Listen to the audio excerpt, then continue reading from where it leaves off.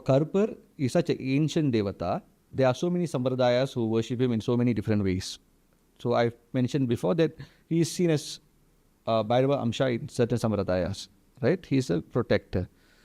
In the villages, we have this thing called Villupattu, village ballads, songs that are sung.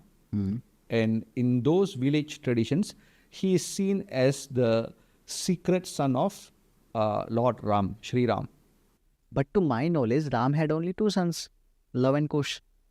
So the story is, or the belief is in these Tamil villages, so Ram's two sons, everybody knows, Love and Kush. Love and Kush. So there was a point of time where Ma Sita was with Love and Kush in the jungle, living in Valmiki's ashram. Right. So one day, one of the child disappeared somewhere and did not return. And Valmiki got a little bit afraid. So he, with his mantra shakti, took darba grass. With his mantra shakti, made another child that looks like the younger son, and then sent both children to Sita and Lord Ram. And then later the other boy also came back. So there was this incident of who is that real son. So the two sons were made to walk on fire. And Rama's real son walked on fire normally. The other son that was made by mantra shakti using the darba grass, when he stepped on fire, he became black because it's grass, Okay. And then it found out that this was the son that was made by Valmiki's mantra shakti. So Shri Ram in this story, this regional story, says that I will adopt you as my son as well, and you will become a Kshetrapalaka of this region. Karuppan Swami? Yeah, so what happens is he will be positioned in the south. He'll make him as a Kshetrapalaka in the south.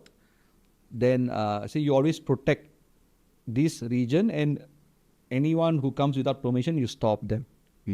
So in this story, one day Hanuman Swami would be flying across. Then Karuppan would stop him. It's like, you don't have permission. Then Hanuman would be like, I'm also like a son to Ram. I'm also serving Ram, you're also serving Ram. Just let me through. And he would say, no, Ram has not given permission. I can't let you cross. So there will be a fight between both of them. It will be a great battle. And eventually Hanuman Swami would tie him up in these magical chains, bind him, and then he will leave the fight. And Karuppan will break away from the chains. But Ram will come and calm him down. And from then on, that chains that he was used to bind became his weapons. That he uses to catch these unruly spirits and ghosts and bind them. So that is one of the regional stories of how Shri Ram's secret son became a Kshetrapalaka. And all these stories are reminding me of a very popular movie, The Kantara. So there was a character who was portrayed as a Kshetrapalak, the Gulika Dev. So I just want to know how true was the aspects which was shown in the movie. So basically that actor Rishabh Shetty did a really, really good job because he is also from that Tamil Nadu, right? And he grew up in that tradition. He was not someone who is just acting. That's why sometimes you see these Bollywood actors do atrocious roles as Ramayana when they themselves do not worship Ramayana, and it comes to be a terrible movie. But these people who are doing it, especially Rishabh Shetty and all that, they are from that tradition. They lived that tradition. They were born in that tradition. And when they did the movie, he did Varata. He asked permission from these oracles, and then he did that movie. I have seen his interviews, and he said that he was totally a different person during this shoot. Yeah. So he take Vrata and all that. You see, like, if someone like I've been an oracle in my life, so I can see what is real and what is fake, and you can see that in that movie that there was something magical happening in that movie, and he was doing something, right? It was not just purely acting. There's something was going on.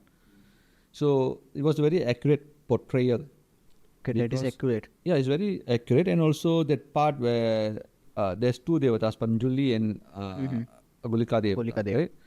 So Patanjali says that, even if I forgive you, my Kshetrapalaka won't forgive you. Huh. Right. So and later on when that king's descendant changes the tune, they break the promise, right? And that's when the Kshetrapalaka takes, avenges the people who have been abused, the villagers and all that. Remember I told you earlier in the podcast where this Bhairava comes in this central Himalayas, and where people have been taken advantage of, he takes that revenge. In the same way, they show that these Kshetrapalakas, if you give your word, you must be true to your word. You can't just switch your word, and then there's no forgiveness after that. What I have understood is the justice of the Kshetrapalak or the Karuppa Swami is not limited to this life only, and their justice follows us even after this life. Justice is not just for one life. So sometimes when someone does something wrong, that entire bloodline would suffer. So you have seen there are a lot of cases where you would see someone in their previous or their great grandfather makes a promise, and then they breaks the promise to a devata, and then for 3-4 generations, all the children born, at least one child would have some defect in the body, or they would go childless, and they face a lot of problems. So once you incur the wrath of a devata, it doesn't just go with just you, it goes to your bloodline as well.